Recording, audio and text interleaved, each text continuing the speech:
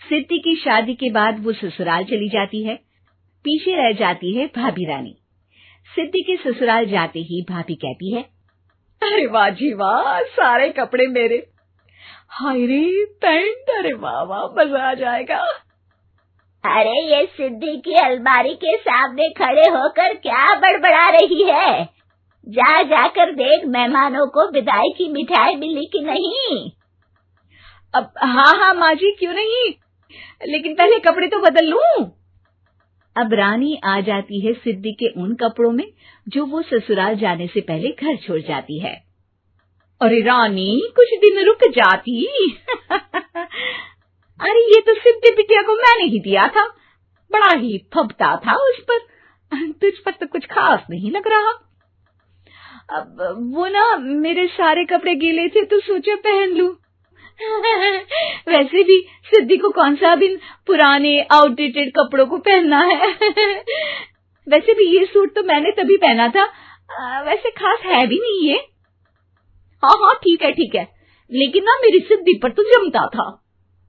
सारे मेहमान चले जाते हैं और सिद्धि ससुराल से मायके पहली बार आती है। अपना घर, अपना कमरा, अपनी अलमारी। ये बोलकर जैसे ही सिद्धि अलमारी खोलती है तो सामने उसके कपड़ों की जगह कुछ और ही रखा होता है। माँ, ओ माँ, जरा कमरे में तो आना। सास और रानी वहां पहुंच जाते हैं। रानी ने पहनी होती है सिद्धि की जींस और टी शर्ट। अरे भाभी, ये क्या? ये तो मेरी बड़ी ही महंगी टी शर्ट है, इसे आपने घर में क्यों पहनी है? अरे बहुत मिलती है दीदी ये चौक की मार्केट में, 150 में। ओ भाभी प्लीज, ये एरोपोस्टल है, 2000 की एक टी शर्ट। ओह, 2000 में तो दीदी 4 साड़ी आ जाए। अब क्या बोलूं? भाभी, ये मेरी अलमारी में छोटू के कपड़े, तो मेरे कपड़े कहाँ हैं?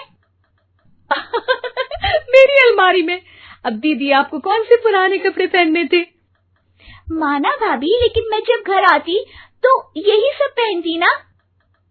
अरे तुम तो बड़ी कंजूस हो दीदी।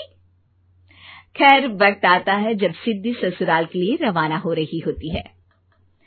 अरे रानी, अंदर से सिद्धि का गिफ्ट ले आ, लड़की पहली बार ससुराल से मायके आई है। रानी अंदर जाती है और एक सिंपल सी साड़ी लेकर बाहर आ जाती है। ये लीजिए माँ जी। सास बेटी को गिफ्ट देकर ससुराल भेजती है। अगले दिन रानी एक सुंदर सी साड़ी पहनकर सामने आती है।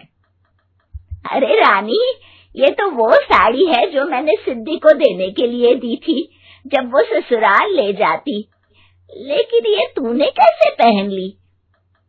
अरे माँ जी, ये साड़ी तो मुझे बहुत पहले से ही पसंद थी, लेकिन चिंता ना करिए, मैंने सिद्धि के लिए भी अच्छी सी साड़ी दी है। हाँ। तभी सिद्धि का फोन आता है। क्या माँ, कुछ अच्छा तो दिया होता ससुराल ले जाने के लिए।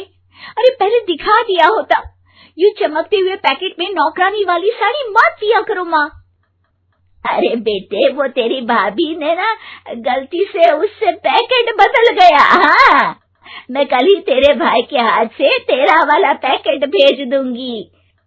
अरे रहने दो माँ, आई एम श्योर भाभी ने अभी वही साड़ी पहनी होगी जो तुमने मेरे लिए रखी थी। तुम तो समझ नहीं पाई उनको। खैर छोड़ो, मैं ज्यादा बोलती अच्छी नहीं लगती, रहने दो, आपको उन्हीं के साथ रहना है, फिर बात करेंगे। सास को रानी पर गुस्सा आ जाता है। वो उसके कमरे में जाती है जहाँ वो शादी का एल्बम देख रही होती है। रानी, मार्केट जाकर एक ऐसी ही साड़ी लेकर आ, कल प्रतीक जाकर सिद्धि के घर दे आएगा। अरे क्यों माँ जी, कितनी साड़ी देनी है दीदी को? यहाँ कोई सेल लगी है क्या? अरे चुप कर, मेरे बेटी के हिस्से की साड़ी खुद पहन ली, अब ज्यादा ज्ञान बांट रही है। एक दिन सिद्धि का फोन आता है। माँ, मेरी सास ने आप सबको खाने पर बुलाया है। सारे लोग सिद्धि के ससुराल पहुँचते हैं। खाना खाकर वो लोग निकल रहे होते हैं कि सिद्धि की सास सभी को गिफ्ट देती है। अरे बहन जी, बेटी के घर का खाना खा लिया, यही बहुत है, जो आप ऊपर से गिफ्ट भी दे रही है। अरे बहन जी, आप भी कहाँ इन बातों पर विश्वास कर रही हैं।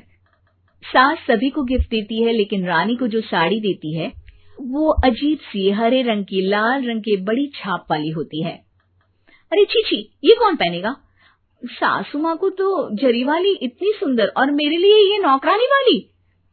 अरे भाभी, दरअसल मैं जब भी घर आती थी आप वापसी में ऐसी ही साड़ी देती थी ना, तो माँ ने सोचा कि आपको आपकी पसंद की ही साड़ी क्यों ना दी जाए। बेचारी रानी, बोलती भी तो क्या। सिद्धि और सास रानी का चेहरा देखकर हंसने लगती है, तो रानी समझ जाती है कि अपने ही बिछाए जाल में